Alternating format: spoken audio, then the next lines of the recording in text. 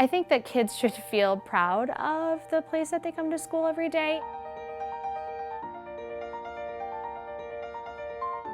So I started working here 22 years ago, and the common areas like our cafeteria, our gym space, they look virtually the same. They look like they're from, you know, the 80s, the 90s. They're definitely not more up to date. Environment matters, and we're looking to transform some of our oldest and most tired and most dated spaces so that they're warm, inviting places that our children and our families enjoy visiting.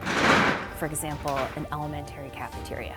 It's where we see kids sing for their parents, celebrate the 5th grade moving up ceremonies. You feel like it's not warm and inviting. Welcome, Miss Edwards. Whole school assemblies, those happen in the gym. You know, if you've been into any of our gyms, they're dark. It's really hard to see the old school projector on the old school screen. Plus, on top of that piece of it, the lighting in the gymnasium is not conducive. Like if you turn them off, it takes a good 10 minutes to turn the lights back on to fully light up. So it's not functional.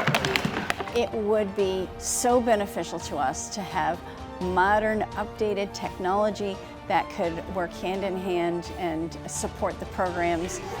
When you have a space that is welcoming and it is functional, students are able to thrive in that setting and they're able to show their best potential. Our focus is going to be more on that perseverance. I chose to move to this district so my students or my children can come here. I think that there's a pride to Niskayuna and how we feel in this community and how we value education and we value our school systems. And I think that it's time to kind of look at even our youngest learners and how do we keep growing as a community in our school districts and keeping them thriving.